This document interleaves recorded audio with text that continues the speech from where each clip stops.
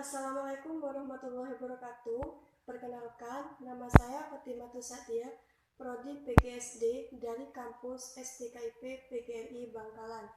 Nah, di sini saya akan menjelaskan artikel saya yang berjudul Pengembangan Kerajinan Batik Kentongan di Desa Pasese, Kecamatan Tanjung Bumi, Madura. Indonesia adalah negara multikultural, memiliki keberagaman kebudayaan dan tradisi yang dijunjung tinggi. Keberagaman budaya tersebut menjadi ciri khas dan aset yang penting bagi kelangsungan bangsa Indonesia di masa yang akan datang. Nah, salah satu hasil budaya Indonesia yang menjadi ikon adalah batik. Batik mulai dikenal oleh masyarakat Indonesia dari sejak zaman masa Kerajaan Majapahit. Keberadaan Kerajaan Majapahit sebagai kerajaan nasional Indonesia pertama telah membawa pengaruh yang positif bagi perkembangan batik. Nah, kebudayaan batik tersebut telah mengakar kuat dalam tradisi masyarakat Indonesia. Oleh karena itu, kuatnya tradisi batik ketika terjadi penetrasi kebudayaan oleh bangsa-bangsa asing ke Indonesia. Tradisi dan kebudayaan baik tidak hilang tetapi mengalami akulturasi budaya sehingga batik tetap terus berkembang. Salah satu pulau di Indonesia yang sudah memiliki banyak hasil karya batik yaitu adalah Pulau Madura, tepatnya yaitu di Desa Pasese, Kecamatan Tanjung Bumi, Madura. Nah, Madura ini memiliki berbagai macam jenis batik, adalah salah satunya batik kentongan. Nah, motif dari batik kentongan ini diambil dari motif binatang, tumbuhan, dan motif lainnya yang dihasilkan oleh si pembatik. Batik kentongan yaitu merupakan batik yang paling istimewa dilihat dari kehalusan motif dan tingkat kesulitan yang tinggi. Adapun dari proses pewarnaannya sangat istimewa dan berbeda dengan pewarnaan batik pada umumnya. Nah, proses pewarnaannya batik kentongan itu menggunakan media kentong. Tradisi dengan menggunakan kentong sebagai pewarnaan sudah turun-temurun dan tidak ada di daerah lain yang menyamai tradisi tersebut. Batik kentongan ini yang paling banyak diminati oleh kalangan masyarakat. Bukan hanya masyarakat Indonesia saja yang suka pada batik yang satu ini, melainkan adalah masyarakat luar negeri pun ada juga yang suka pada batik kentongan tersebut. Nah, batik kentongan ini bukan hanya terkenal dengan pewarnaannya saja, melainkan harga batik kentongan juga termasuk paling mahal yang dikenal oleh masyarakat. Nah, selembar kain batik kentongan bisa mencapai hingga 1-7 juta rupiah.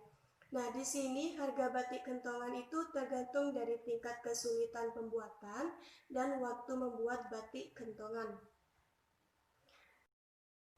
Salah satu produksi batik kentongan paling terbesar dan terkenal di Desa Pasese, Kecamatan Tanjung Bumi, Bangkalan adalah Zulfa Batik.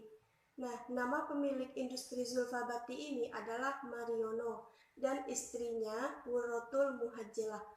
Nah, kebiasaan membatik sudah menjadi turun-temurun bagi masyarakat Tanjung Bumi. Karena kebiasaan masyarakat Tanjung Bumi mayoritas adalah pembatik.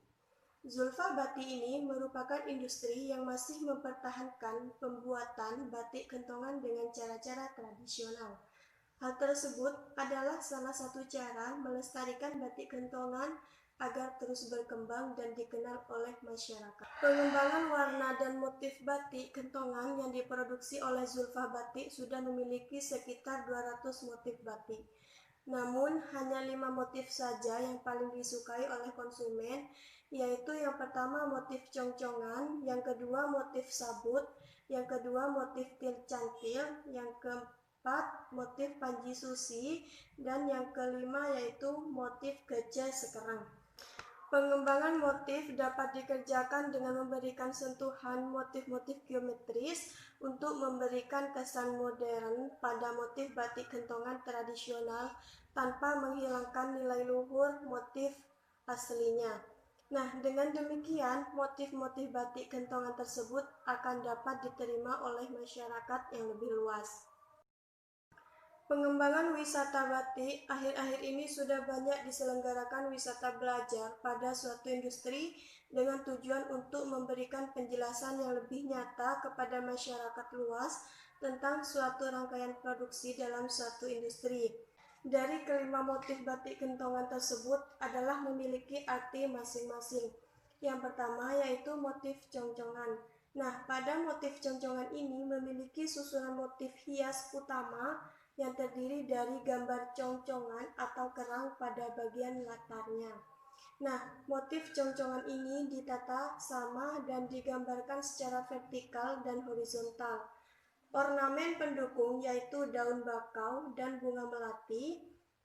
Isen-isen yang digunakan adalah cecek dan cecek sawut daun. Nah, yang kedua yaitu motif sabut. Nah, pada motif sabut ini memiliki susunan motif hias utama yaitu sabut kelapa pada bagian latarnya yang diletakkan secara horizontal yang terkesan bertumpuk dan rata. Nah, motif hias pendukungnya yaitu bunga melati dan burung cendrawasih serta terdapat isen-isen di antaranya cecek sawut dan zigzag. Yang ketiga yaitu motif til-cantil. Nah, motif til-cantil ini atau pengait memiliki susunan motif hias utama yaitu pengait yang ditata secara vertikal. Nah, motif hias pendukungnya yaitu burung camar dan daun sulur. Isenan yang digunakan pada motif pendukung adalah isenan cecek dan cecek sawut daun. Yang keempat adalah motif panji susi. Nah, motif panji susi ini memiliki susunan motif hias utama yaitu bendera pada bagian latarnya yang diletakkan secara diagonal. Nah, motif hias pendukung yaitu bunga sepatu yang disertai dengan tangkai dan daun ditata secara vertikal serta terdapat isen-isen di antaranya cecek dan cecek sawut daun.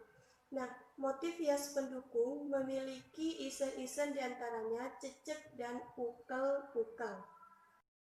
Yang terakhir yaitu motif gajah sekarang. Nah, motif gajah sekarang atau dapat dikatakan gajah di hutan memiliki terdiri dari gambar gajah. Motif gajah ditata secara acak dan digambarkan secara vertikal. Nah, ornamen pendukung adalah tumbuhan putri malu disertai tangkai yang digambarkan secara vertikal dengan isen-isen cecek. Di sini alat dan bahan untuk batik kentongan yaitu terdiri dari kain mori. Nah, kain mori di sini adalah merupakan bahan utama untuk membuat batik tulis. Kain ini berasal dari bahan kapas yang telah mengalami proses pemutihan dan memiliki klasifikasi khusus. Nah, kain ini yang bisa digunakan untuk bahan batik tentunya adalah kain yang mudah menyerap zat-zat pewarna batik. Yang ketiga adalah malam atau lilin. Nah, di sini malam fungsinya untuk menutupi bagian tertentu agar tidak terkena pewarna, bisa juga disebut dengan perintang. Nah, yang keempat ini adalah yang paling penting dalam batik kentongan, yaitu gentong. Nah, ciri khas batik kentongan ini adalah batik yang diproses ke dalam gentong. Gentong ini digunakan untuk memproses batik kentongan selama berbulan-bulan. Yang kelima adalah zat warna. Nah, di sini untuk pembuatan batik terdapat dari dua jenis zat warna yang bisa dipakai. Yang pertama yaitu zat pewarna alami dan yang kedua zat pewarna sintetis atau buatan. Masing-masing kedua tersebut memiliki kelebihan dan kekurangan masing-masing. Nah, untuk industri batik kentongan itu lebih baik menggunakan pewarna alami. Yang keenam adalah wajan dan kompor kecil. Nah, wajan dan kompor kecil ini berfungsi untuk memanaskan malan atau mencairkan malan. Yang ketujuh yaitu gawangan. Nah, gawangan ini fungsinya untuk menyangga kain saat proses membatik berlangsung. Nah, gawangan batik ini bisa terbuat dari kayu ataupun bambu. Nah, di sini saya akan juga menjelaskan proses pewarnaan batik kentongan. Pewarna alami yang digunakan pada zulfa batik yaitu ada 8. Yang pertama jalawe, yang kedua tarum, yang ketiga secang, dan yang keempat tegeran, yang kelima tini, yang keenam mahoni, yang ketujuh mangrove, dan ketapang. Nah, di sini setiap pewarna menghasilkan warna yang berbeda-beda. Salah satunya yaitu jelawe menghasilkan warna hijau kecoklatan, dan tarum menghasilkan warna biru indigo, dan secang menghasilkan warna merah gading, tegeran yang menghasilkan warna kuning, tini menghasilkan warna merah tua, mahoni menghasilkan warna merah muda kecoklatan, dan mangrove menghasilkan warna hitam muda, dan ketapang menghasilkan warna coklat tanah. Warna yang dihasilkan oleh pewarna alami lebih khas dan tidak secerah pewarna sintetis.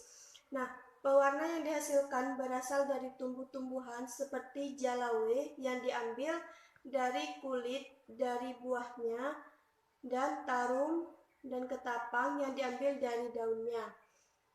Nah, secang dan tegeran yang diambil dari kayunya, dan tini dan mahoni yang diambil dari kulit dan kayunya. Mangrove yang diambil dari akar tunjangnya. Nah, pengolahan pewarna alami ini bisa dilakukan dengan perebusan untuk semua pewarna kecuali tarum. Di sini pengolahan tarum dilakukan dengan cara fermentasi yang menghasilkan endapan. Nah, takaran dan waktu pengolahan pewarna alami tidak semua sama. Perebusan dilakukan di dalam tong besar untuk mendapatkan cairan ekstrak yang digunakan untuk pewarnaan. Nah, air hasil rebusan kemudian disimpan dalam drum besar yang nantinya digunakan untuk persediaan pewarnaan. Proses pewarnaan batik kentongan menggunakan media kentong yang melalui beberapa proses untuk menjadi batik yang indah dan bernilai jual tinggi atau bisa dibilang mahal. Nah, di sini proses pewarnaan batik kentongan yaitu diawali dengan kain yang digunakan untuk dicuci terlebih dahulu pada cairan teru yang digunakan sebagai pembasah untuk membuka pori-pori kain. Lalu menyiapkan pewarna tarum yang sudah dicampur dengan rebusan air kelapa dan gula merah, kemudian dimasukkan ke dalam kentong khusus untuk pewarnaan biru indigo. Nah, di sini perendaman dalam kentong dilakukan semalaman, sedangkan pada pagi harinya warna diratakan kemudian dijemur. Kain yang sudah dijemur setelah kering direndam kembali ke dalam kentong sampai 5 kali perendaman atau lebih sampai mendapatkan warna indigo yang diinginkan. Sekian penjelasan artikel dari saya, kurang lebihnya mohon maaf. Wassalamualaikum warahmatullahi wabarakatuh.